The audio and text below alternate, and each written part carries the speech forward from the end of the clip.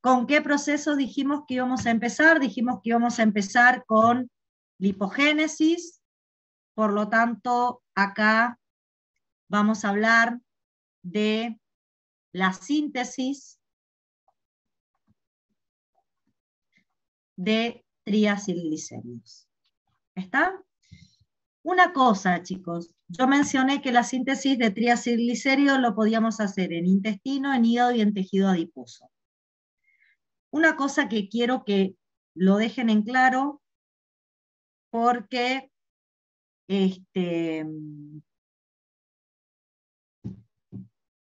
nosotros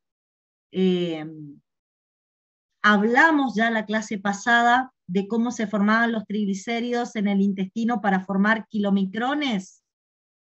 ¿Qué tengo que saber de eso?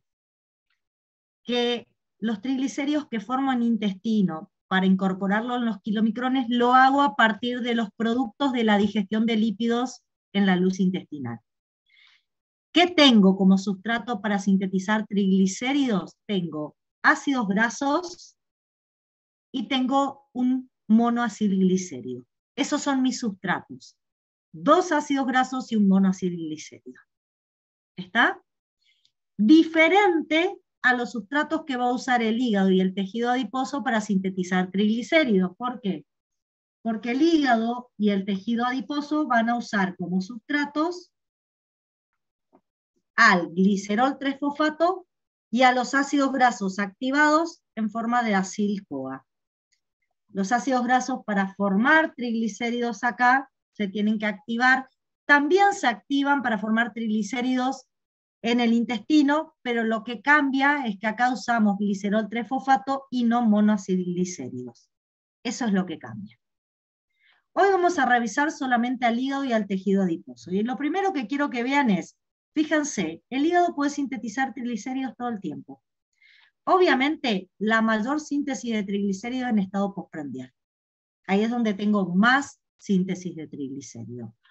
En ayuno, el hígado también puede sintetizar triglicéridos, pero lo hace menos, en menor cantidad. ¿Sí?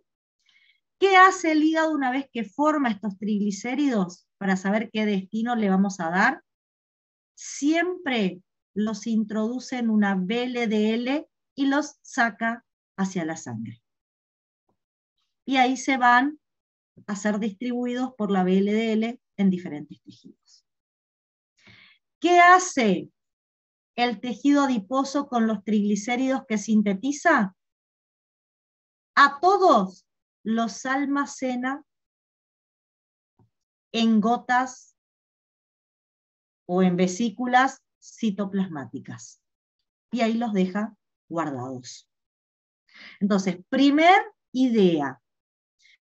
Uno sintetiza triglicéridos para endógenos, van a ser, para ser distribuidos en diferentes tejidos, y otro los guarda.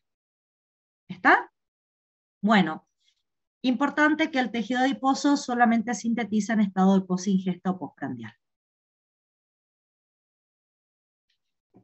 Arrancamos con los sustratos. Arrancamos con de dónde saca el glicerol 3-fosfato o cómo genera el glicerol 3-fosfato el hígado. En estado postprandial el hígado está haciendo glucólisis y puede disponer de una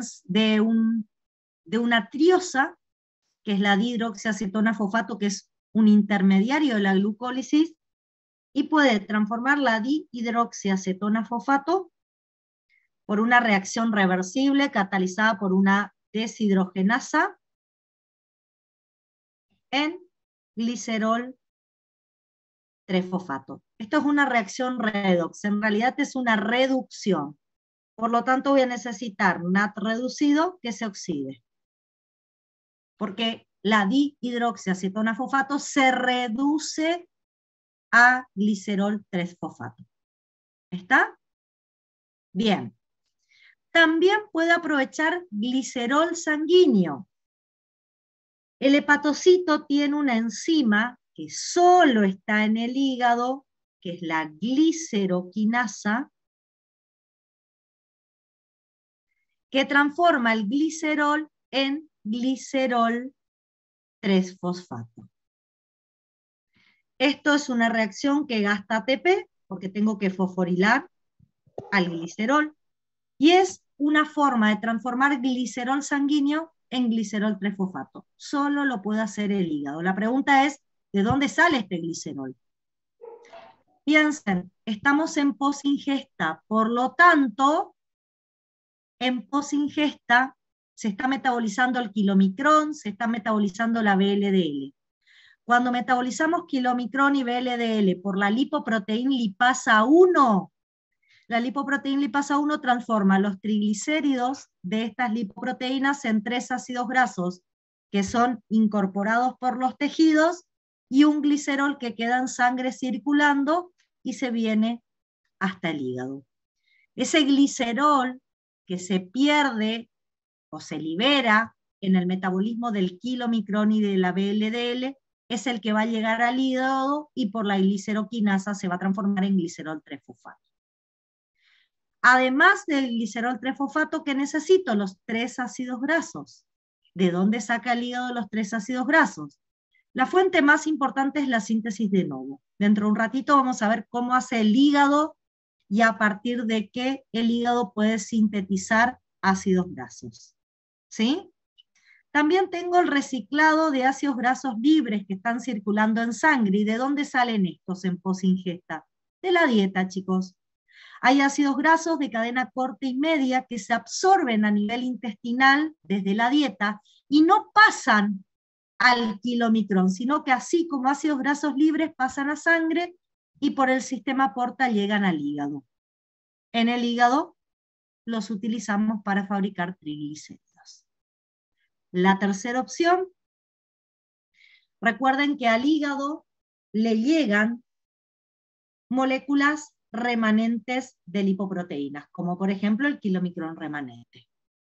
Si bien el kilomicrón remanente tiene mucho colesterol y fosfolípido, algo de triglicéridos le queda.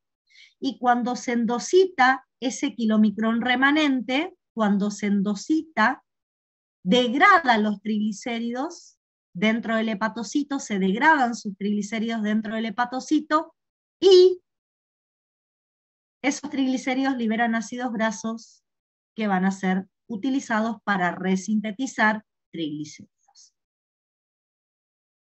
Bien, en la situación de ayuno podemos volver a utilizar glicerol, pero acá, ojo, en ayuno, ¿de dónde está saliendo el glicerol que el hígado va a usar para sintetizar glicerol 3-fosfato?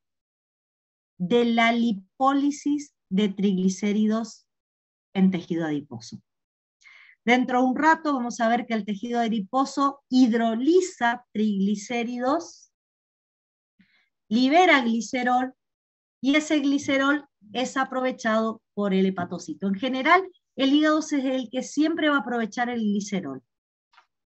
Ese glicerol es aprovechado por el hepatocito y transformado en glicerol 3-fosfato. ¿Qué otra opción tiene el hígado en ayuno? Tiene algo que se llama gliceroneogénesis. ¿A qué les suena a ustedes la palabra gliceroneogénesis? ¿Les suena a algo que ya estudiamos? ¿Semejante? ¿No suena parecido a gluconeogénesis? ¿Sí? Bien.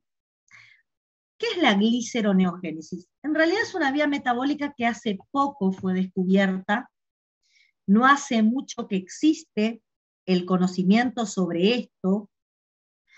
Yo les puse acá el ejemplo de la gliceroneogénesis. A ver, la verdad, chicos, la verdad,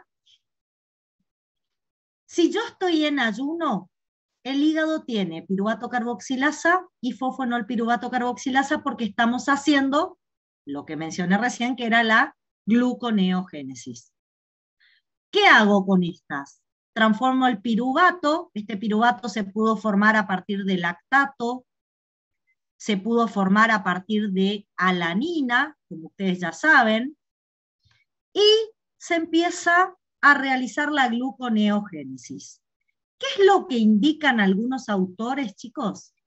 Que cuando llegamos a la etapa de las triosas, y formamos por gluconeo dihidroxiacetona fosfato, parte de esta dihidroxiacetona fosfato se desvía de la gluconeo y se transforma en glicerol 3-fosfato por una deshidrogenasa. O sea, esa dihidroxiacetona fosfato ahora de la gluconeo, en vez de seguir con la gluconeo, se va a la formación de glicerol 3-fosfato. Hoy era la dihidroxiacetona fosfato de la glucólisis la que se desviaba. Ahora es la dihidroxiacetona fosfato de la gluconeogénesis. Y por eso se habla de gliceroneogénesis, porque terminamos transformando el piruvato en glicerol 3-fosfato y no en glucosa. ¿Está? Es un desvío que puede hacer el hígado de esa gluconeogénesis que está haciendo en ayuno. No es la forma más frecuente por la que forme glicerol 3-fosfato, pero es una posibilidad. La forma más frecuente es del glicerol que viene del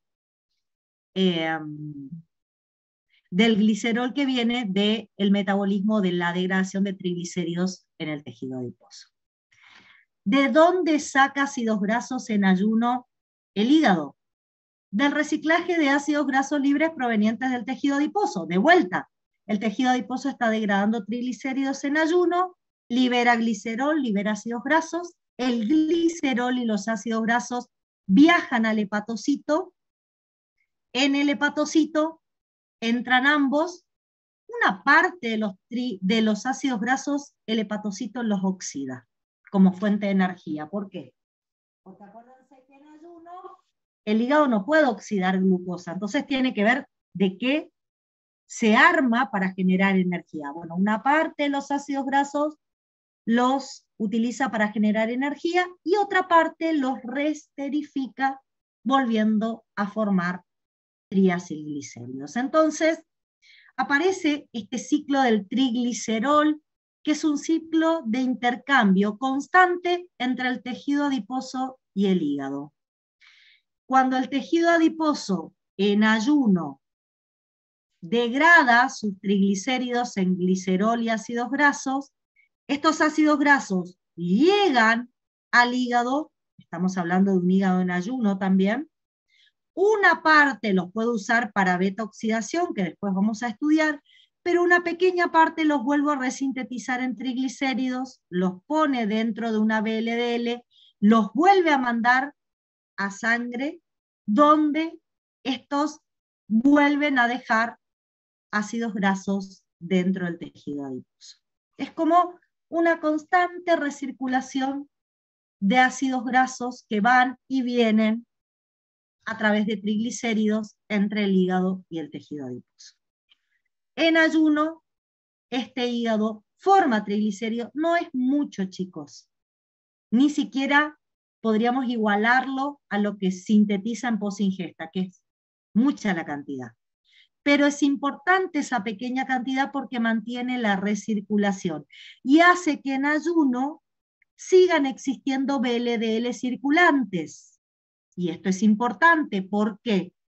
Porque si el músculo se pone en actividad física, podría aprovechar también los lípidos de esa VLDL. ¿Sí? Eso me asegura que en ayuno sigan existiendo VLDL circulantes. ¿Está? Bueno, ¿de dónde saca el tejido adiposo en post-ingesta sus sustratos? El glicerol 3-fosfato lo saca fundamentalmente de la dihidroxiacetona fosfato de la glucólisis. O sea, esa deshidrogenasa que que reduce la dihidroxiacetona fosfato a glicerol 3-fosfato también está en el adipocito. Pero el adipocito no tiene gliceroquinasa, por eso el adipocito no puede utilizar su propio glicerol. Su propio glicerol no lo puede utilizar. ¿Está? Y acá aparece algo que ya lo puso la profe en la clase y lo explicó, que dice gliceroneogénesis. Y vuelvo acá. Se ha descubierto, chicos, que en posingesta el tejido adiposo puede expresar piruvato carboxilasa y fosfonol piruvato carboxiquinasa. y puede transformar parte del piruvato que generó por glucólisis de vuelta en dihidroxiacetona fosfato y a partir de ahí generar glicerol 3-fosfato. Se vio, no es un mecanismo muy representativo en el tejido adiposo, pero que este proceso de gliceroneogénesis también es posible en posingesta, cuando el hígado no tiene gliceroneogénesis en posingesta, lo tiene solo en ayuno, en posingesta el tejido adiposo lo puede realizar. ¿Sí? No es la opción más importante, pero es una opción. ¿De dónde saca los ácidos grasos? Del metabolismo del kilomicrón y la VLDL. Recuerden, ustedes tenían una lipoproteína lipasa 1 expresado en la membrana del capilar del tejido adiposo. Esto era favorecido por la presencia de insulina, estamos en posingesta. Esta lipoproteína lipasa 1 toma los triacilglicéridos de ambas lipoproteínas, me genera 3 ácidos grasos, un glicerol. Los 3 ácidos grasos son capturados para ser reesterificados dentro del tejido adiposo con glicerol 3-fosfato, y el glicerol se viene acá al hígado para, en el hígado, formar glicerol 3-fosfato. Repito, el tejido adiposo no tiene gliceroquinasa, por eso no puede aprovechar el glicerol. ¿Está? Bueno. Así degradamos así sintetizamos los triacilglicéridos con estos sustratos. Las enzimas son unas enzimas transferasas que le van a ir transfiriendo los ácidos grasos al glicerol. No son enzimas que tengan demasiada importancia. Sí es importante saber de dónde sacamos estos sustratos. Un detalle, yo recién dije, el ácido graso para poder utilizarse se tiene que activar. ¿Cómo ocurre la activación de ácidos grasos?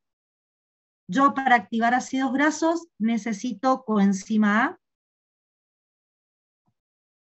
CoASH, necesito la enzima acil-CoA sintetasa, y voy a gastar 2 moléculas de ATP, y voy a transformar el ácido graso en acil-CoA, que es el ácido graso activado. Por favor, no confundan acil-CoA con acetil-CoA. Acil-CoA es un ácido graso activado, acetil-CoA es el producto del catabolismo de nutrientes. Son cosas diferentes. ¿Por qué digo que gasto 2 ATPs? Porque paso de un ATP a una AMP y estoy gastando 2 uniones de alta energía. Por eso consideramos que en este proceso se consumen 2 moléculas de ATP. Bueno, una de las formas que tiene el hepatocito de obtener ácidos grasos, dijimos que era la síntesis de novo de ácidos grasos.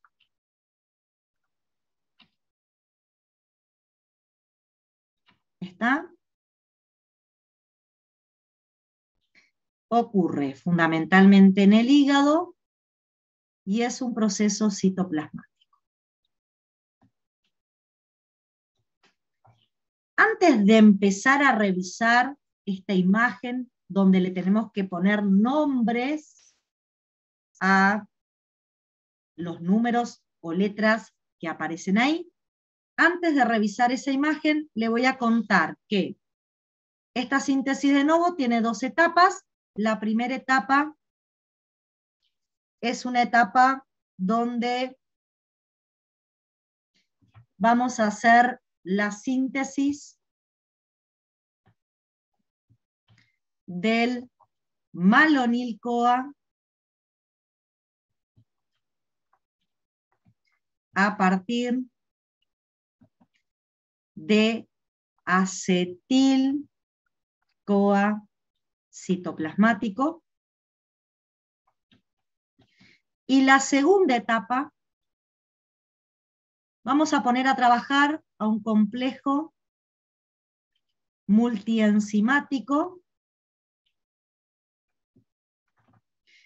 ácido graso sintetasa. Multienzimático, lo vamos a revisar dentro de un ratito, lo que va a hacer es condensar moléculas de malonil-CoA fundamentalmente. Condensar implica unir, chicos, y con esa condensación y algunas transformaciones bioquímicas van a formar como producto final un ácido graso llamado ácido palmítico que tiene 16 carbonos en total. A esto le llamo síntesis de nuevo de ácidos grasos. Pero en esto hay algo que me está haciendo ruido. Y es que la primera etapa parte de acetil-CoA citoplasmático. ¿Y por qué les digo que eso me hace ruido? ¿Dónde habitualmente está el acetil-CoA? ¿Dónde lo generamos habitualmente? La mitocondria. Exactamente. Generalmente está acá. Y si digo, bueno, tiene que salir al citoplasma, me encuentro con esto. Las membranas mitocondriales no lo dejan salir. Entonces, ¿cómo hago para que salga el acetil-CoA? Y ahí está la primer condición, chicos, y escuchen esto, ahí está la primer condición de en qué momento puedo hacer esta vía y en qué momento no.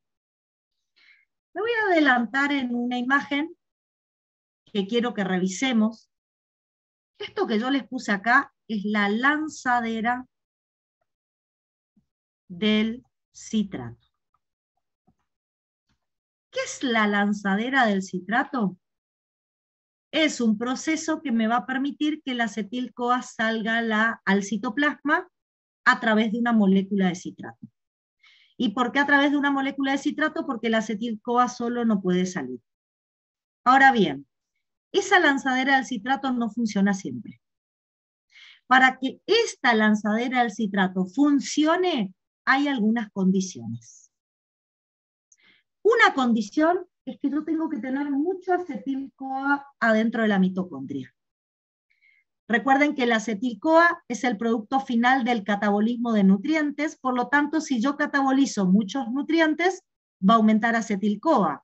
Ejemplo, si catabolizo glucosa, pero ojo, el catabolismo de la glucosa está regulada por la fosfofructoquinasa 1, por lo tanto, en general, donde empieza a aumentar la energía en la célula, el catabolismo de glucosa finaliza.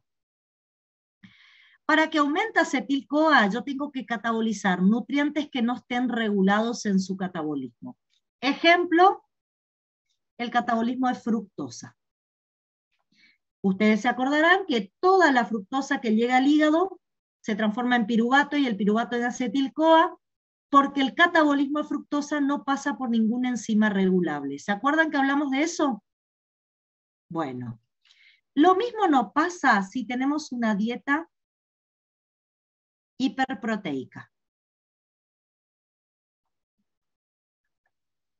¿Por qué?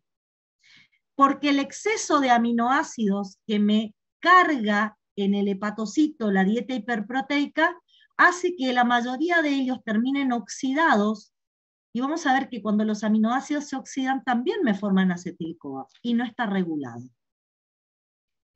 Y otra posibilidad es el consumo de etanol.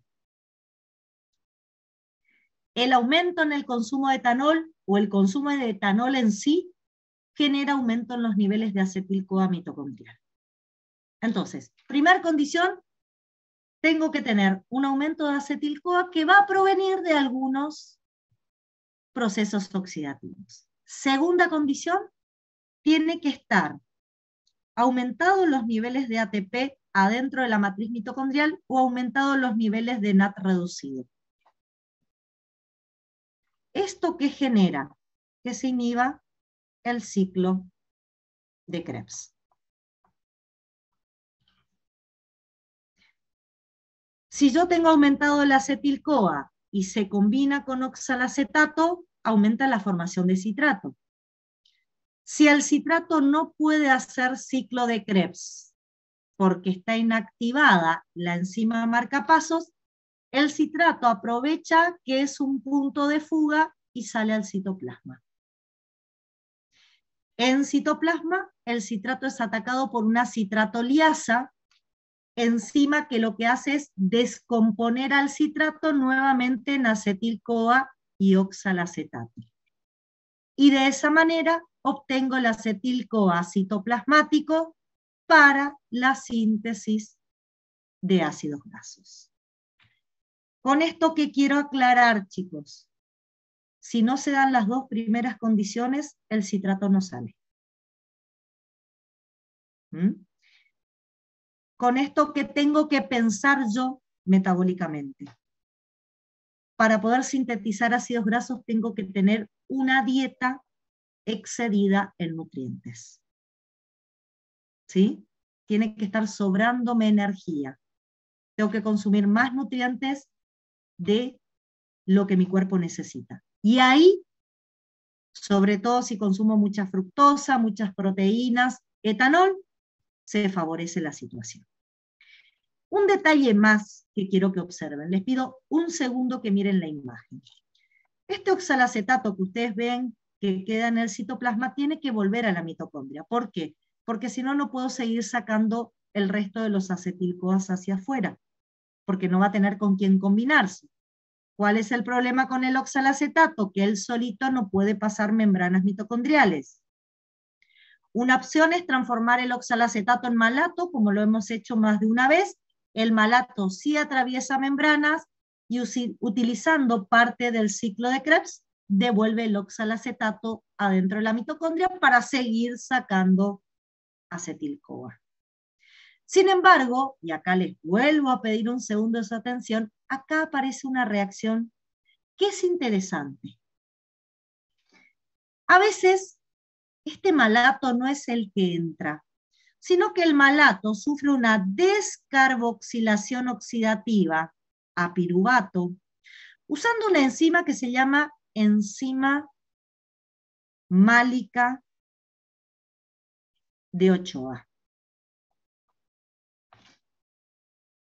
Esta descarboxilación oxidativa genera como cofactor reducido NAT-fosfato reducido, y esto es lo interesante.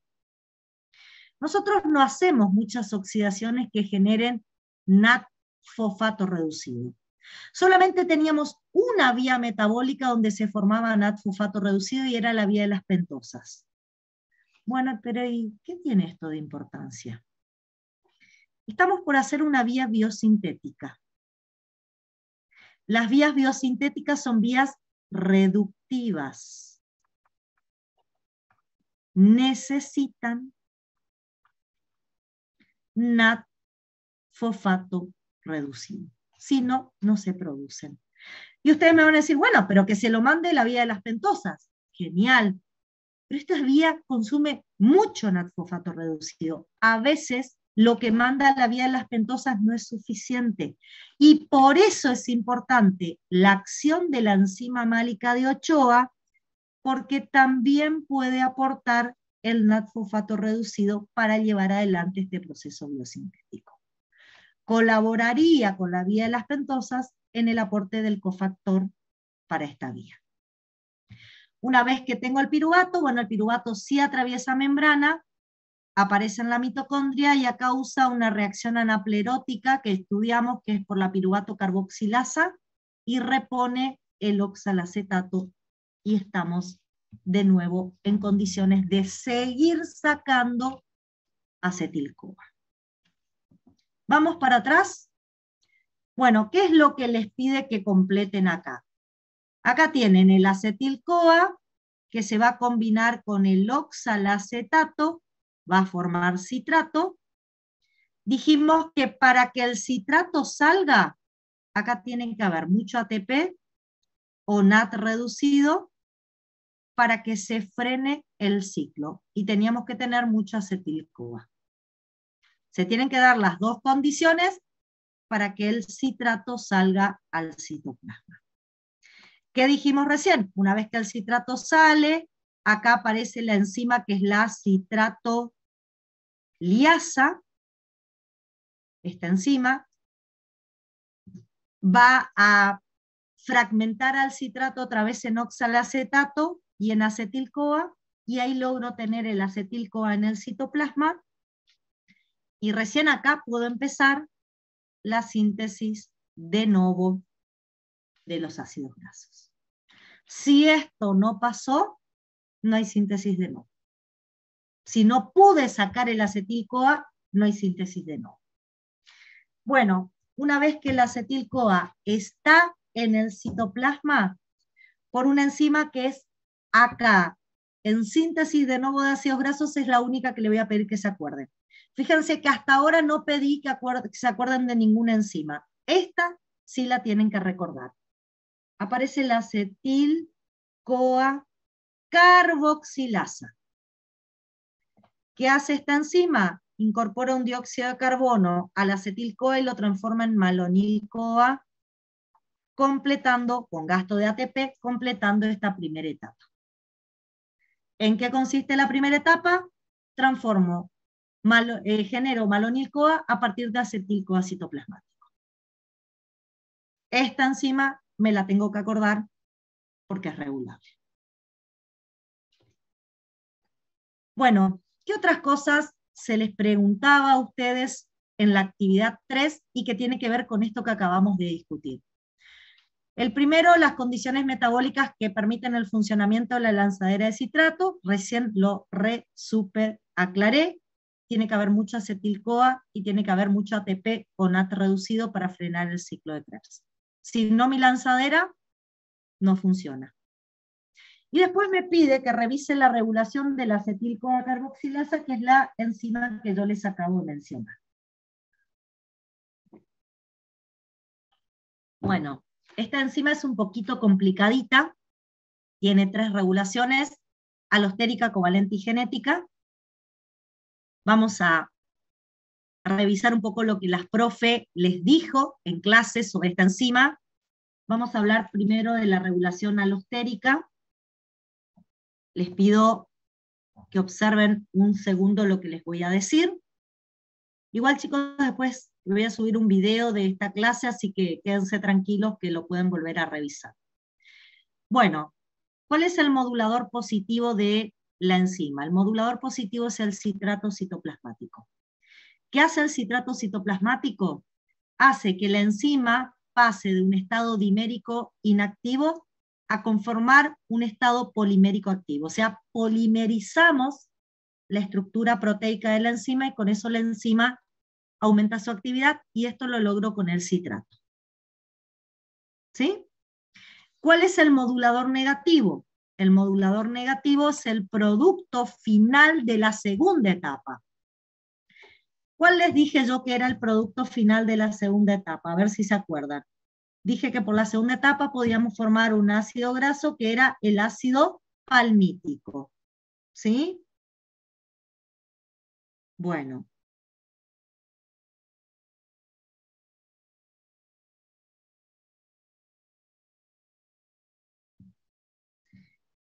Bueno. ¿Qué hace el ácido palmítico como modulador negativo? Hace 2 cosas. Primero, vuelve la enzima a la forma dimérica. Vuelve la enzima a la forma dimérica. Y inhibe, fíjense lo que estoy diciendo, inhibe la salida de citrato de la mitocondria. Bloquea al transportador de citrato. El citrato no puede salir de la mitocondria. En consecuencia, no sale citrato, no tengo acetil-CoA citoplasmático, no puedo sintetizar ácidos grasos.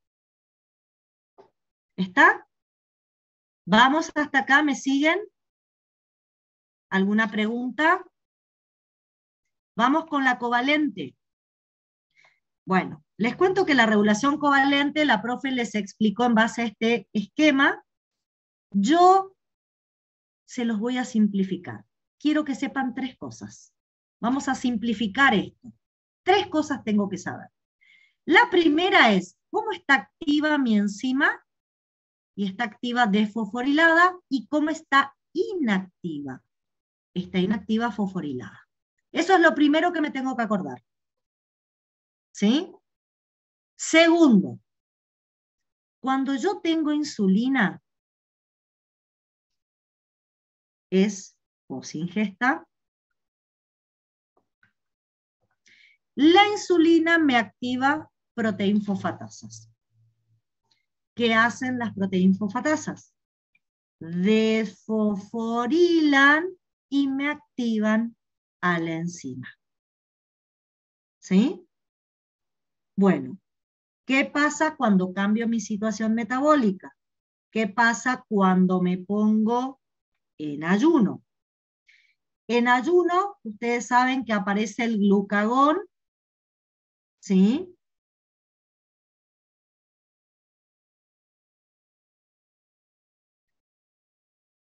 Aparece el glucagón estimula proteína quinasa A, y acá, escuchen, esta proteína quinasa A me va a activar otras quinasas que van a fosforilar e inactivar la enzima. Por lo tanto, en ayuno la enzima está inactiva. En posingesta está activa, desfosforilada.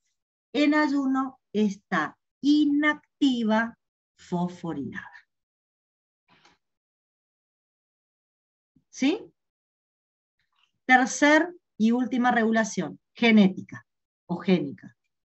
La insulina induce un factor de transcripción que es el SRBP. Este factor de transcripción es la proteína de unión al elemento regulador de esteroides. ¿Qué hace este factor de transcripción en presencia de insulina? Induce la síntesis de la acetil-CoA carboxilasa. En posingesta está desfosforilada, activa, tengo mucha enzima y se favorece la síntesis de ácidos grasos. Bueno, revisamos la primera etapa. Vamos a revisar la segunda etapa. La segunda etapa es bastante compleja, chicos. Tiene un complejo multienzimático. Complejo multienzimático significa que es una proteína con varias actividades enzimáticas. No pretendo que recuerden ninguna porque ninguna es regulable. Simplemente que traten de entender qué hace este complejo. Como dije, el complejo multienzimático ácido graso sintetasa tiene varias actividades enzimáticas. En primer lugar, aparece una enzima condensante o cetoacil sintasa. Enzima condensante quiere decir que une moléculas. Después aparece una reductasa, utiliza NAD-fosfato reducido para empezar a introducir reducciones en la molécula. Luego una deshidratasa, luego una nueva reductasa. Miren todo el NAD-fosfato reducido que necesito. Y así formo la molécula de un ácido graso. A ver, cuando yo uso una sola vez todo este complejo, la primera vez que lo uso, parto de un acetil-CoA y un malonil-CoA, que se condensan. El malonil-CoA tiene 3 carbonos, pero se descarboxila, pierde 1. El acetil-CoA tiene 2, el malonil-CoA queda con 2, uno las 2 moléculas, ¿y cuántos carbonos voy a tener al final de esa unión? 4. 2 del acetil-CoA, 2 del malonil-CoA. Por lo tanto, una vez que condenso esto y uso todas estas enzimas, me va a quedar un ácido graso de 4 carbonos. ¿Qué hago con este ácido graso de 4 carbonos? Lo vuelvo a poner acá, al inicio. Ya ahora no voy a usar un acetil-CoA, sino que voy a usar este ácido graso que acabo de sintetizar. ¿Y qué voy a hacer con la primera enzima? Le voy a agregar un nuevo malonil-CoA que se va a descarboxilar. Van a condensar, se va a pasar por todo el complejo, y a este ácido graso que tenía 4 carbonos le agrego 2 carbonos más. Entonces ahora va a tener 6 carbonos. Ese ácido graso con 6 carbonos lo vuelvo a meter acá, vuelvo a agregar un malonil-CoA que se descarboxila, vuelve a pasar por todo el complejo, agrego 2 carbonos más. ¿Cuánto voy a tener ahora? 8 carbonos. Y así vamos a hacer 7 veces en total y vamos a lograr tener 16 carbonos que corresponde al ácido palmítico. ¿Sí? Uso varias veces las mismas enzimas. Y lo que hago es condensar moléculas e ir alargando de a poquito el ácido graso. Lo máximo que puedo formar por este complejo citoplasmático es un ácido graso saturado, todos los enlaces son covalentes simples, de 16 carbonos. ¿Puedo formar un ácido graso más chiquitito? Sí, pero nunca mayor. ¿Sí?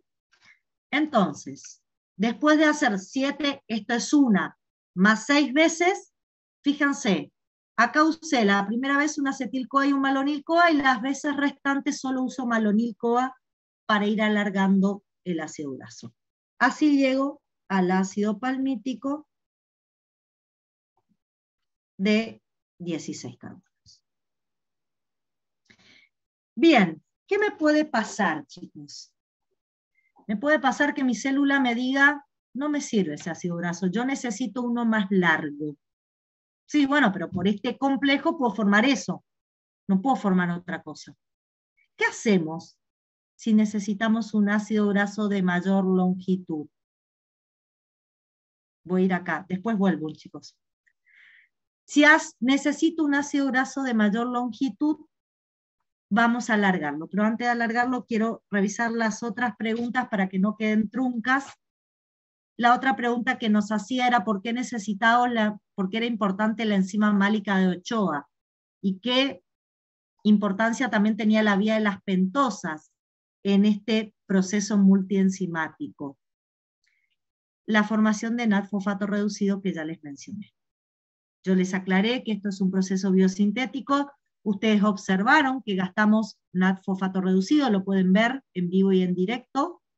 Así que ahí está la importancia de la enzima málica de Ochoa y la vía de las pentosas. Y lo otro que nos pedía era un balance energético para generar un ácido palmítico. Recuerden que el ácido palmítico tiene 16 carbonos.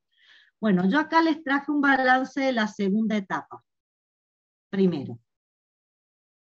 La segunda etapa usa un acetil-CoA y 7 malonil-CoAs. Y 14 NAD-fosfato reducido para llegar a un ácido palmítico. Se liberan 7 carbonos, porque acuérdense que todos los malonil-CoA se descarboxilan, se forman 14 NAD-fosfatos oxidados, se liberan 8 coenzimas A, porque cada una de estas moléculas liberan sus coenzimas a medida que se unen, y 7 moléculas de agua de las deshidrataciones. Acá pueden ver qué necesito para la segunda etapa. Y lo primero que me pueden decir es, ¿y el gasto de energía dónde está? Esto es un proceso anabólico, endergónico. ¿Y qué decíamos de los procesos anabólicos y endergónicos? Gastaban ATP, ¿no es cierto? Y si observo la segunda etapa, no hay gasto de ATP. Hay gasto de NAD-fosfato reducido, pero no ATP.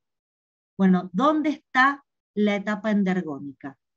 La primera etapa es la endergónica. ¿Y por qué digo esto? Porque para formar por la primera etapa malonil-CoA es donde voy a gastar ATP. Por cada malonil-CoA que yo necesite introducir en la segunda etapa, es un ATP que gasto en la primera. Si ustedes miran la segunda etapa y yo les pregunto, ¿cuántos ATPs van a gastar para formar un ácido palmítico? Ya sé que la segunda etapa no gasta ATP, la gasta la primera. Pero ¿cuánto ATP creen que vamos a necesitar para formar un ácido palmítico? ¿Alguien se anima a tirarme un número? Recuerden que el gasto de ATP es para formar malonil-CoA. ¿Cuántos malonil-CoAs necesitamos para formar un ácido palmítico? 7, 6. Necesito 7 malonil-CoA, por lo tanto tengo que hacer 7 veces la primera etapa, y como bien me aportó el compañero, voy a gastar 7 ATPs. Lo que les tiene que quedar en claro es que el gasto es en la primera etapa y que el complejo ácido graso sintetasa no tiene gasto energético. ¿Sí? Bueno, ¿quedó claro eso? Ahora sí vamos a qué pasa si necesito un ácido graso de mayor longitud. Bueno, si necesitamos un ácido graso de mayor longitud, lo que vamos a hacer es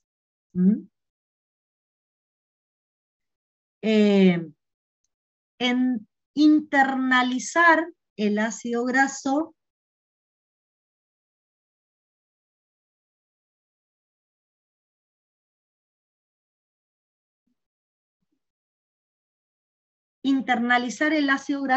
al retículo endoplásmico. En el retículo endoplásmico van a tener un sistema de Longasa, va a tomar el ácido graso que quiero elongar,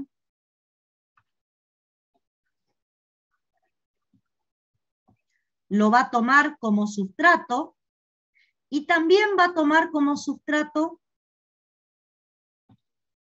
malonil-CoA. Este sistema de Longasa microsomal, chicos, también es realizado por un complejo multienzimático. Complejo multienzimático idéntico al citoplasmático. Tiene una enzima condensante, tiene una reductasa ligada a NAT, tiene una deshidratasa, tiene una segunda reductasa ligada a NAT, y cuando finaliza la acción de las 4, el ácido graso incorporó 2 carbonos que aportó mi malonil-CoA.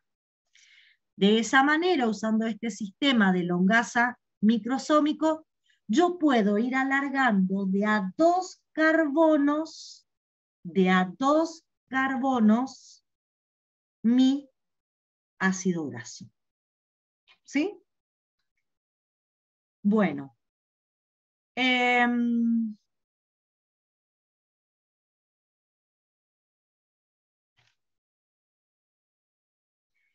¿Qué pasa si necesito un ácido graso insaturado? Porque el mecanismo citoplasmático me forma un ácido graso de cadena par saturado.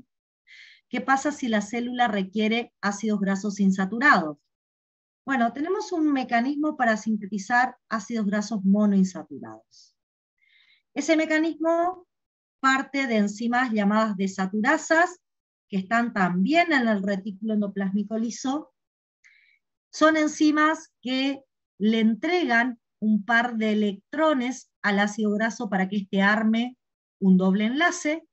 Los electrones van a ser cedidos por una molécula de NAT-fosfato reducido y que va a ser transportado por una pequeña cadena de transporte de electrones conformado por una reductasa que primero va a tomar los electrones en su cofactor FAT.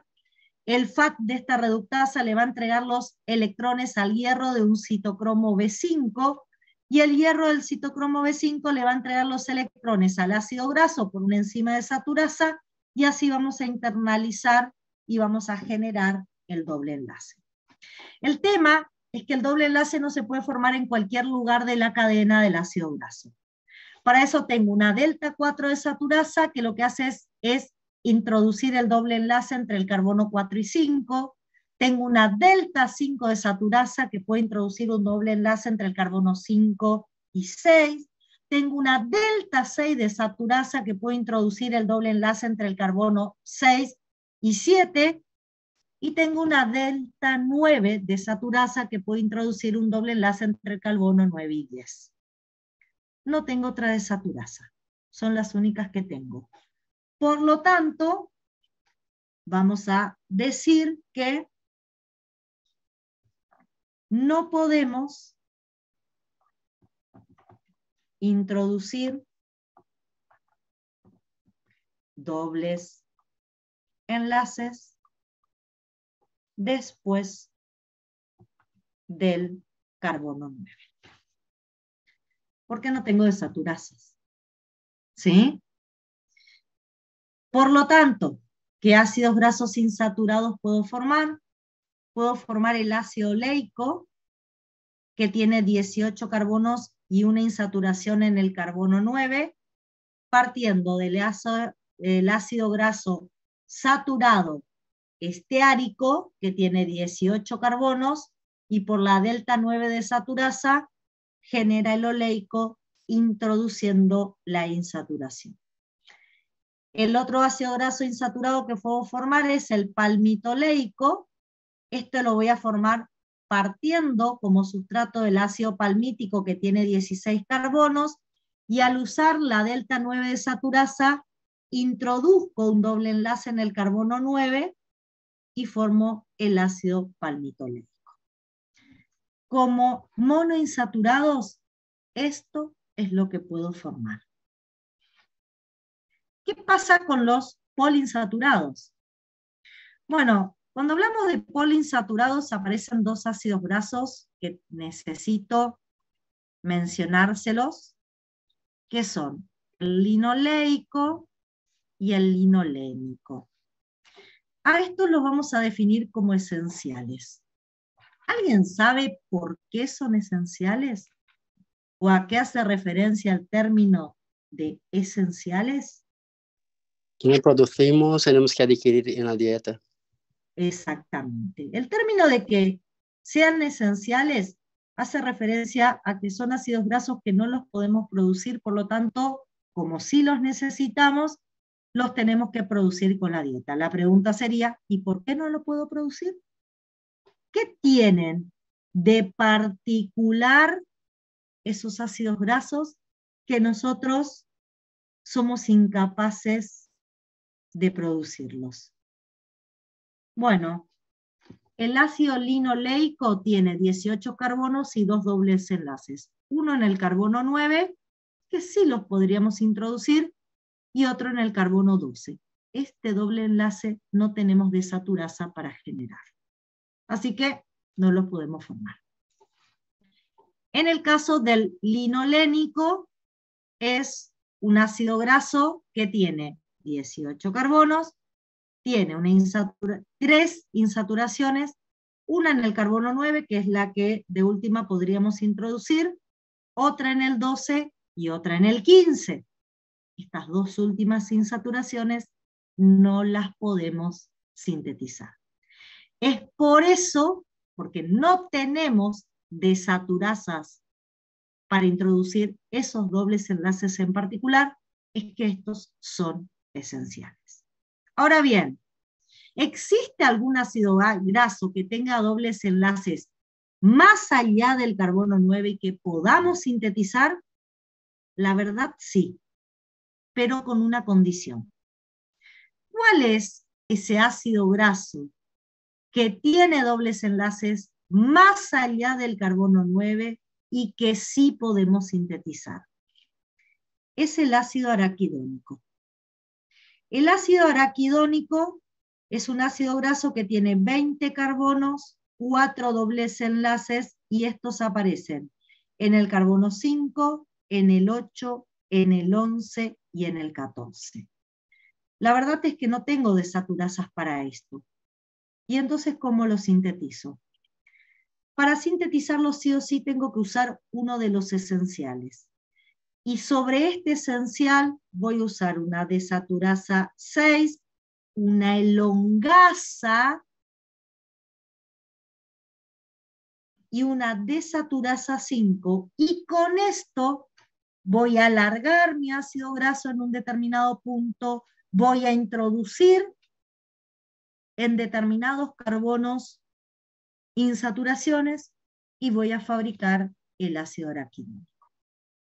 Este ácido araquidónico se empieza a llamar semiesencial. ¿Por qué semiesencial?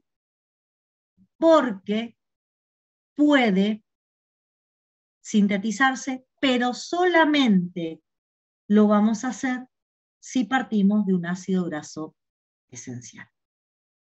¿Está? Bueno, ¿alguna pregunta hasta acá? Vamos a la lipólisis, que se nos vuela el tiempo. ¿Qué tenemos que saber de lipólisis? Que es la degradación de triglicéridos y ocurre en el tejido adiposo únicamente. ¿Qué es importante de esto? las enzimas que van a degradar el triacilglicérido. Primero vamos a usar una triglicéridolipasa que va a liberar el primer ácido graso y me va a dejar un diacilglicérido. Luego voy a usar una lipasa hormona sensible que va a liberar el segundo ácido graso y me va a dejar un monoacilglicérido. Y finalmente una monoacilgliceridolipasa que libera el tercer ácido graso y me deja un glicerol. Las tres enzimas me las tengo que acordar porque la del medio es la marcapasos y en realidad todas tienen alguna importancia y dentro de un ratito lo vamos a explicar. Bueno, primero, ¿qué tengo que saber de todo esto? ¿Qué destino le doy a los productos de la vía? ¿Qué hago con el glicerol y qué hago con los tres ácidos grasos? Estamos en ayuno y ya después van a ver por qué. En ayuno el glicerol va al hígado. En el hígado, acuérdense que el glicerol tenía una gliceroquinasa, por lo tanto va a formar glicerol 3-fosfato. Una pequeña cantidad de este glicerol 3-fosfato lo puedo reutilizar para la resíntesis de triglicéridos que vuelven a salir como una VLDL, pero la mayoría de los gliceroles 3-fosfatos se transforman en dihidroxiacetona-fosfato y lo uso para la gluconeogénesis. O sea, la mayor parte del glicerol en hígado hace gluconeogénesis. Los ácidos grasos son tomados por el propio tejido adiposo y por la gran mayoría del resto de mis tejidos y se usan para hacer beta-oxidación, para sacarle energía. Quienes no realizan beta-oxidación, no hacen beta-oxidación como tejidos, el cerebro, porque no puede internalizar los ácidos grasos, estos no atraviesan la barrera hematoencefálica y los glóbulos rojos. ¿Por qué? Porque vamos a ver dentro de un ratito que la beta-oxidación ocurre en mitocondrias y en la mitocondria el glóbulo rojo no tiene mitocondrias. ¿Está? Bueno, acá lo que tenemos que revisar es un poquito cómo se regula cómo se regula esta lipólisis y qué pasa cuando el adipocito está en un estado basal y qué pasa cuando el adipocito está estimulado. El estado basal sería para nosotros la posingesta. Esto que tienen acá, ¿qué es? Es una vesícula que está en el citoplasma del adipocito y en su interior tiene triglicéridos. En posingesta, por un lado tengo perilipinas que están protegiendo a esta vesícula y evitan que algunas enzimas citoplasmáticas, como la lipasa hormona sensible, se puedan acercar y puedan hidrolizar el contenido. Además, la perilipina tiene secuestrada esta proteína que es la CGI58, que en algún punto va a ser la que active la primera enzima del proceso, que es la triacilgliceridolipasa. Pero en posingesta la tiene capturada la perilipina y no le permite interaccionar con la triacilgliceridolipasa. ¿Qué puede pasar en posingesta? Esta triacilgliceridolipasa que está dentro, ahí en contacto con la vesícula, podría hidrolizar triglicéridos. Podría transformarlos en diacilglicéridos. Pero ¿qué pasa? Yo estoy metabolizando kilomicrón y estoy metabolizando VLDLs, y de ellos salen ácidos grasos, que por una transferasa le aportan a este diacilglicérido un ácido graso y lo vuelven a transformar en triglicérido. O sea, prácticamente no hay hidrólisis importante de triglicéridos. Cuando yo me pongo en ayuno, aparecen las hormonas del ayuno, glucagón, adrenalina unida a receptores beta, y se activa la proteína quinasa A. ¿Qué hace la proteína quinasa A? Me fosforila la perilipina. Al fosforilarse la perilipina se desprende la proteína CGI58 y comienza a activar con intensidad a la triacilgliceridolipasa. ¿Qué va a hacer la trigliceridolipasa? ahora va a aumentar la degradación de triglicéridos en diacilglicéridos. Esta perilipina fosforilada ahora empieza a generar espacios, sufre un cambio conformacional y me genera espacios para que las enzimas citoplasmáticas, como la lipasa hormona sensible, pueda tomar contacto con la gota de lípido. ¿Y con qué se va a encontrar la lipasa hormona sensible? Con que se acaba de formar un diacilglicérido que es su sustrato. Además, la proteína quinasa A fosforila y activa a la lipasa hormona sensible.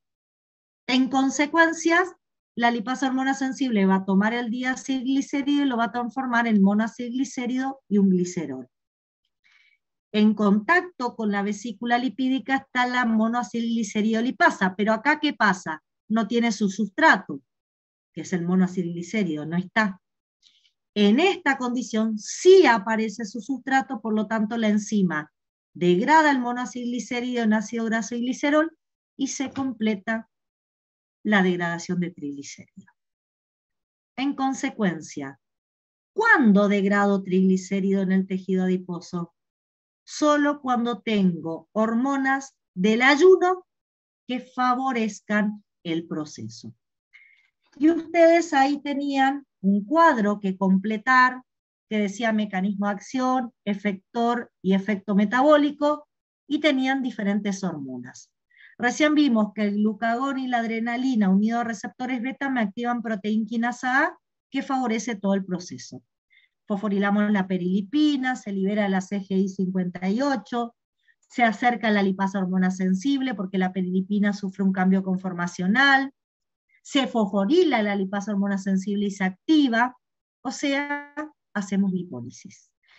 Sin embargo, si la adrenalina se une a receptores alfa-2, ¿cuál era la característica de los receptores alfa-2? Eran 7-TMS asociados a GI, por lo tanto, disminuyen AMP cíclico e inactivan pKa. En consecuencia, si la adrenalina se une a alfa-2, no hago lipólisis. ¿Qué pasa con el cortisol? El cortisol es una hormona del estrés, el ayuno es un estrés. El cortisol tiene receptores citoplasmáticos, se va a unir a receptores citoplasmáticos, va a inducir genéticamente a la lipasa hormona sensible y va a aumentar su síntesis. ¿Qué pasa con la insulina?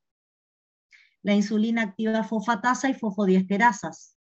Desaparece el AMP cíclico, se desfosforilan proteínas y no puedo hacer lipólisis. ¿Está? Bueno, se liberan ácidos grasos. Si hago lipólisis, los ácidos grasos en general en sangre se unen a la albúmina, así son transportados a los tejidos y los vamos a beta-oxidar. Una particularidad, chicos, la beta-oxidación va a depender de la longitud de ácidos grasos. Ustedes tienen los ácidos grasos de cadena muy larga, estos acá, los ácidos grasos de cadena larga y los de cadena media y corta. Los de muy larga se beta-oxidan en peroxisomas. No necesitan ningún mecanismo de internalización y como productos producen acetil-CoA, FAT reducido, NAT reducido y ácidos grasos de 6 a 8 carbonos porque no los pueden beta-oxidar completamente. De los 4 productos de la beta-oxidación, los 2 primeros son incapaces de aportarle energía a la célula. ¿Por qué? Porque el acetil-CoA formado en el peroxisoma sale al citoplasma. Para que el acetil-CoA me dé energía tiene que estar en matriz mitocondrial, es incapaz de llegar desde el citoplasma a la matriz. Se queda en citoplasma y me sirve para sintetizar sustancias. No genera ATP.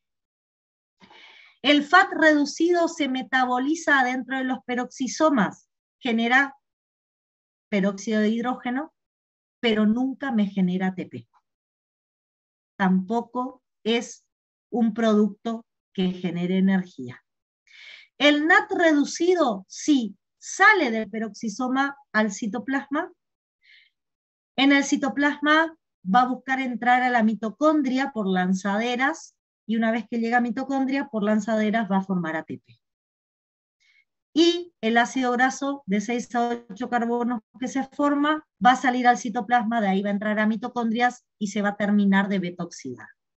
Solamente el NAT reducido y los ácidos grasos de 6 a 8 carbonos van a poder ir a la mitocondria y generarme energía.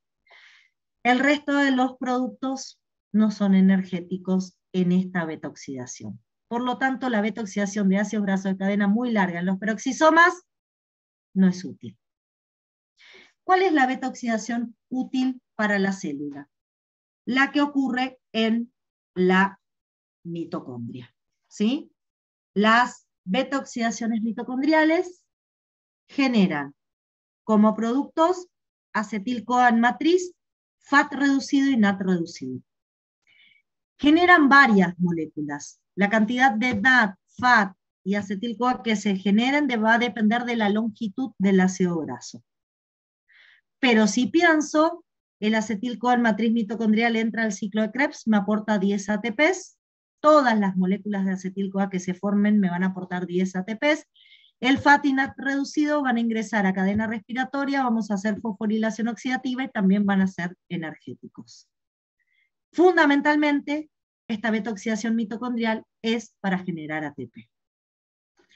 ¿Cuál es la principal diferencia entre los ácidos grasos de cadena larga y los de corta y media? Que los de cadena larga, para entrar a la matriz mitocondrial y hacer beta-oxidación, necesitan ser transportados por el mecanismo de la carnitina. Un detalle, primero y principal, cualquier ácido graso que yo quiera beta-oxidar, se tiene que activar. O sea, voy a necesitar coenzima A, gastar 2 ATPs y transformar al ácido graso en acil-CoA. En el caso de los ácidos grasos de cadena larga, la formación de la acil-CoA es en el espacio intermembrana, por la acil-CoA sintetasa. Esta acil-CoA no puede ingresar porque no puede atravesar la membrana mitocondrial interna.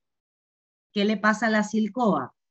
Usa una enzima que es la CAT1 que está en la membrana mitocondrial externa, que permite combinar a la acil-CoA, al ácido graso activado, con un aminoácido carnitina, formar la acil-carnitina y esta sí puede entrar a la matriz mitocondrial. Una vez que la acil-carnitina está en matriz mitocondrial, por una CAT2 que está adherida a la membrana mitocondrial interna, se separa el ácido graso activado de la carnitina y la carnitina puede volver a salir para seguir ayudando al ingreso de otros ácidos grasos. Este acil-CoA ahora entra a la beta-oxidación. ¿Sí?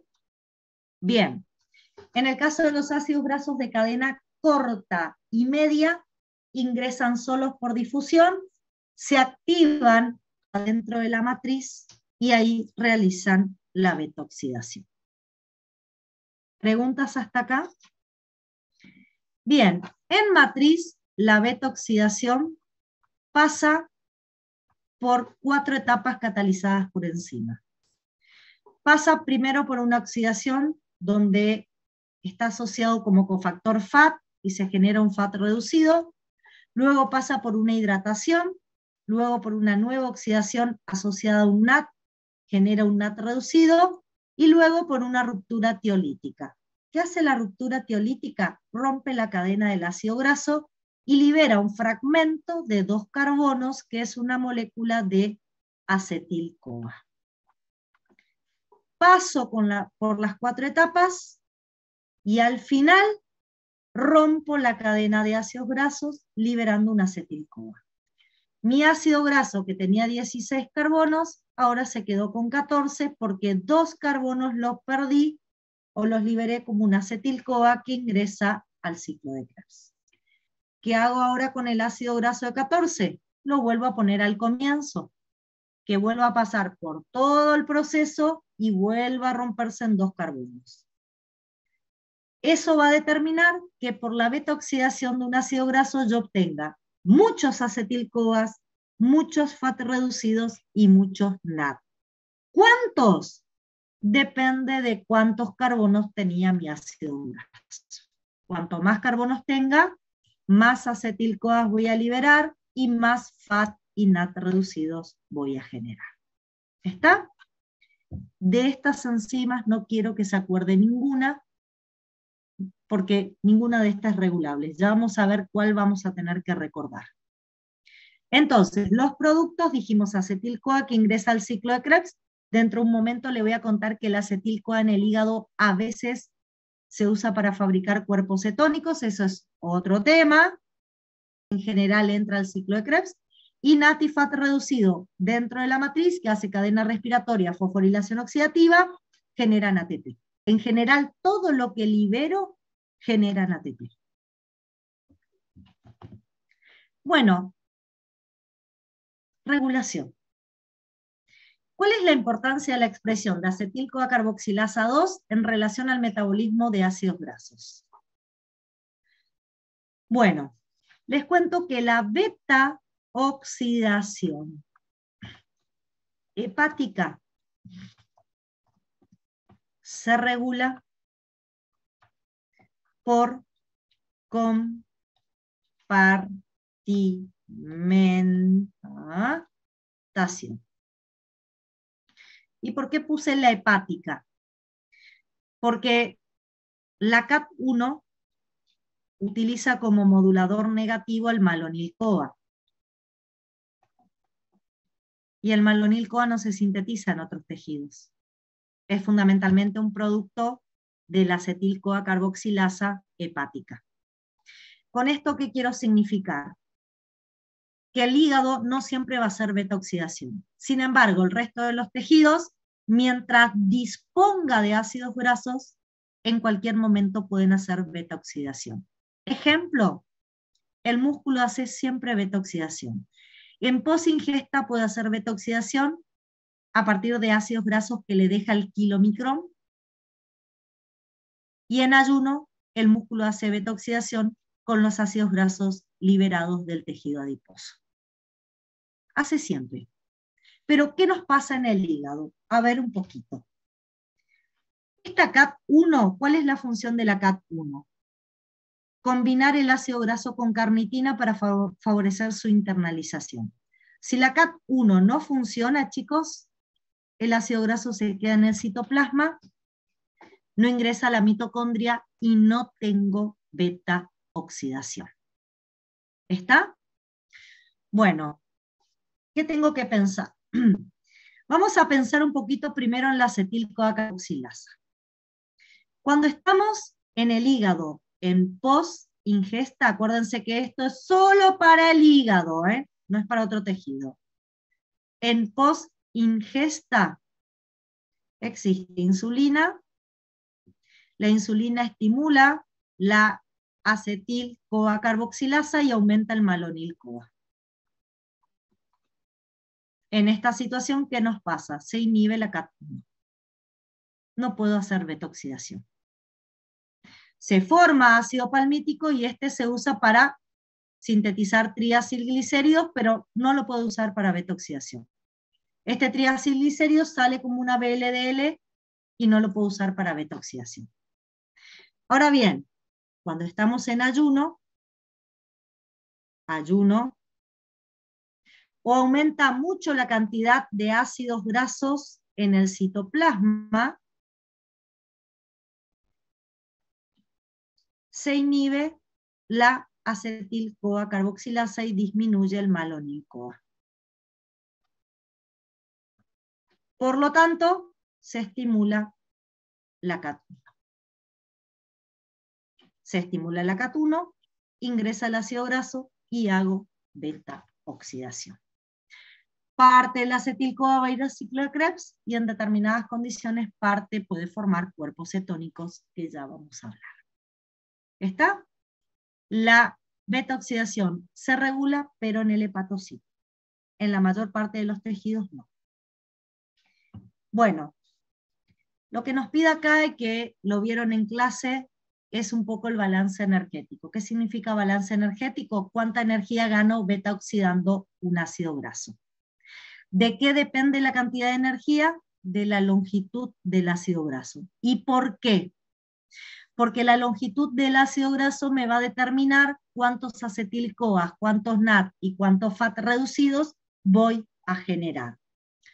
Una forma sencilla de saber el número de acetil-CoAs que se genera a partir de un ácido graso que es beta oxidado, es dividir el número de carbonos del ácido graso dividido 2. ¿Sí? En este caso, veamos el ejemplo, yo tengo 16 carbonos, si divido 2, tengo 8 acetil-CoAs como producto.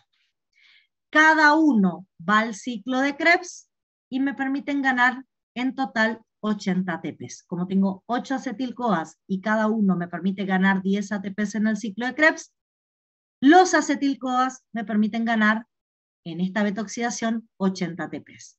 Pero también tengo NAT y FAT reducido, como dijimos, ¿no es cierto? Bueno, ¿cómo sé el número de FAT o NAT reducidos para hacer el cálculo matemático? Puedo calcularlo dividiendo el número de carbonos dividido 2 y a esto le resto 1. En este caso, 16 carbonos dividido 2 menos 1 me da 7 FAT reducidos y 7 NAT reducidos. Los 7 FAT reducidos los tengo que multiplicar por 1,5 porque es lo que el FAT reducido me genera a nivel mitocondrial. En este caso eso me da 10,5.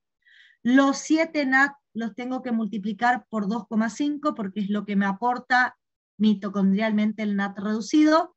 En este caso ese cálculo me da 17,5 y una vez que tengo todos estos cálculos los sumo y en este caso me da 108 ATPs. Pero ¿qué pasa?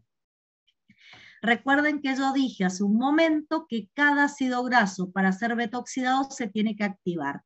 Y en la activación gastamos 2 ATPs.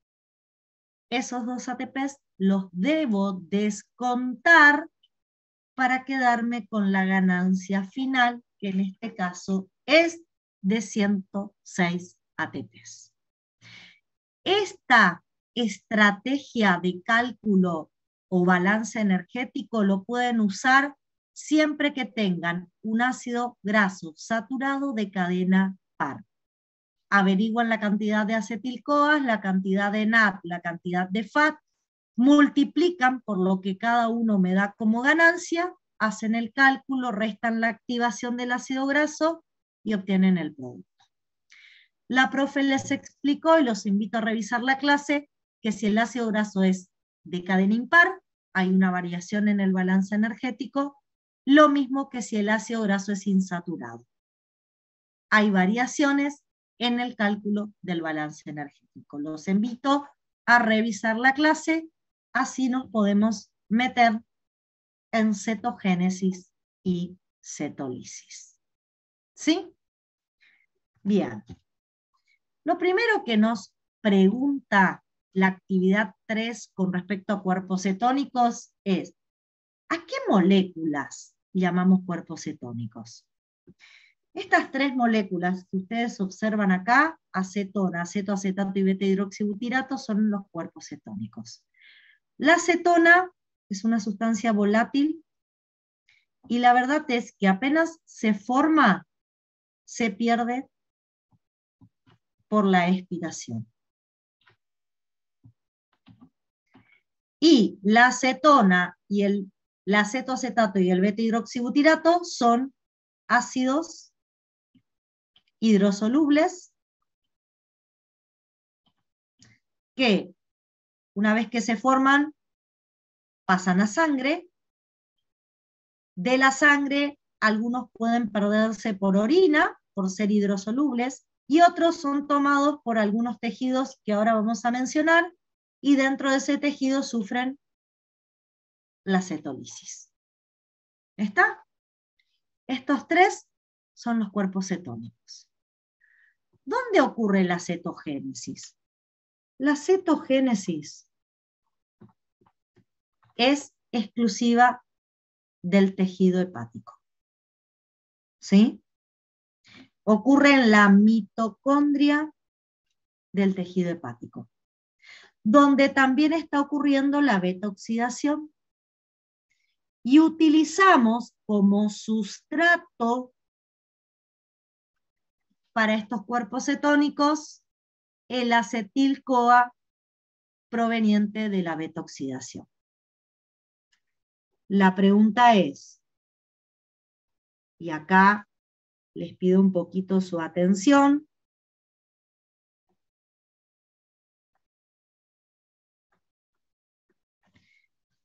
Necesito cerrar con ustedes una idea. La beta-oxidación recién dijimos que ocurre en ayuno. Por lo tanto, el acetil-CoA lo estoy formando en ayuno. ¿Sí? ¿Por qué ese acetil-CoA que en el hígado se forma en ayuno se transforma en cuerpos cetónicos y no hace ciclo de Krebs? Piensen, este acetil-CoA para entrar al ciclo de Krebs necesita oxalacetato. Se combinan y se meten como citrato al ciclo de Krebs. Perfecto.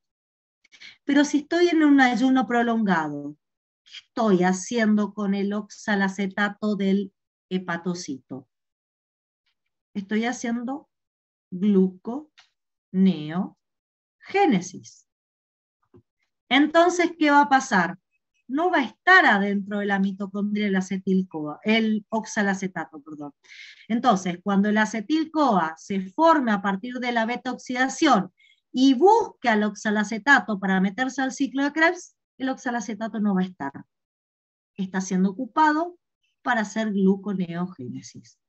Por lo tanto, es imposible enviar el acetil-CoA al ciclo de Krebs. En ese contexto, el acetil-CoA se acumula y se transforma en cuerpos cetónicos. De los 3 cuerpos cetónicos que se forma, la acetona inmediatamente se libera por la expiración. Sin embargo, el acetoacetato y el beta-hidroxibutirato van a salir a sangre, una parte se pueden perder por orina, pero la gran mayoría van a ser capturados por el músculo esquelético, el cardíaco, la corteza suprarrenal y el cerebro. ¿Sí? En estos tejidos va a ocurrir la cetólisis. ¿Qué es la cetólisis? La degradación de cuerpos cetónicos. ¿Y qué se forma cuando degrada un cuerpo cetónico? Se vuelve a formar acetil-CoA, que en estos tejidos sí se introduce al ciclo de Krebs, porque ahí sí hay oxalacetato. Entonces, si resumimos un poco, ¿qué podemos decir de todo esto? Que la cetogénesis es un proceso por el cual el hígado, a través de la formación de cuerpos cetónicos, exporta acetil-CoA que él no lo puede utilizar. ¿Y por qué no lo puede utilizar? Porque en el ayuno, donde estos acetil-CoA se están generando, el oxalacetato, que debería combinarse con el acetil-CoA para hacer ciclo de Krebs, desaparece de la mitocondria porque se utiliza para la gluconeogénesis, sobre todo en el ayuno prolongado. Quizás en un ayuno reciente el acetil-CoA está disponible y podríamos hacer ciclo de Krebs, pero en el ayuno prolongado, donde ese acetil-CoA se está yendo a gluconeo, no le queda otra al acetil-CoA hepático que transformarse en cuerpos cetónicos. Y así el hígado exporta el acetil-CoA en forma de cuerpos cetónicos a otros tejidos que sí pueden utilizar ese acetil-CoA. ¿Cómo se regula todo esto? La enzima regulable es la HMG-CoA reductasa, que se induce genéticamente en ayuno. Sin embargo, podemos decir que esa enzima está inhibida por coenzima A, pero en ayuno los niveles de coenzima A están muy disminuidos en todos los tejidos que hacen beta-oxidación, porque la coenzima A está siendo utilizada en la beta-oxidación. Por lo tanto, en el ayuno, y sobre todo el prolongado, se dan todas las condiciones hepáticas para hacer cetogénesis. Estoy haciendo beta-oxidación, se está formando mucha acetil-CoA, El acetil-CoA no encuentra el oxalacetato para hacer ciclo de Krebs porque lo estamos usando en gluconeo, y tiene el acetil-CoA la enzima necesaria para transformarse en cuerpos cetónicos, que en ayuno está activa. ¿En qué se transforma el acetil-CoA? En cuerpos cetónicos. Hacemos cetogénesis. Esos cuerpos cetónicos, por lo menos 2 de ellos, acetoacetato y beta-hidroxibutirato, son importados a algunos tejidos en particular, no a todos. Ya mencioné cuáles son capaces de usar cuerpos cetónicos, y dentro de esos tejidos, esos cuerpos cetónicos se vuelven a transformar en acetil-CoA por cetólisis, acetil-CoA que dentro de esos tejidos sí lo podemos usar para hacer ciclo de Krebs. ¿Está? Bueno, el siguiente punto nos pregunta un poco cuáles son las condiciones metabólicas de la cetogénesis y cuál es la causa del desvío del acetil-CoA a la cetogénesis. Creo que ya lo explicamos. ¿Sí? Bien. Con esto, chicos, terminamos de repasar las vías metabólicas que nos habíamos propuesto repasar hoy. Lo repasamos a través de las actividades, de los ejercicios que nos proponía la actividad 3. Nos quedaría para la semana que viene la actividad 4 y 5. La 4 habla del metabolismo de colesterol, así que los invito a revisar la clase de metabolismo de colesterol. Y la 5 es una integración un poco de todo lo que hablamos. Con eso terminaríamos de cerrar la próxima semana metabolismo de lípidos. ¿Sí? Bueno, ¿alguna pregunta sobre esto que dije, sobre lo que les conté? Les dije, yo voy a subir una grabación de esta clase, así que si quieren revisar algo de lo que yo haya dicho, lo pueden volver a revisar. No sé si algo de lo que estuvimos charlando no se entendió. Esto lo pueden estudiar del libro Harper o del Leninger, son los 2 libros que veo que están usando los docentes de Buenos Aires para preparar las clases. El Harper y el Leninger, ambos están en biblioteca, así que los pueden revisar. Y si no, tienen las clases grabadas y este encuentro entre nosotros donde más o menos explicamos algunas cuestiones en especial, que son las más importantes, y las volvemos a repasar luego que ustedes hayan visto el teórico. Bueno, si no hay preguntas, los despido, gracias por estar del otro lado, y volvemos a trabajar la próxima semana. ¿Está? Nos vemos, chicos. Hasta luego. Chau, chau. No, profe.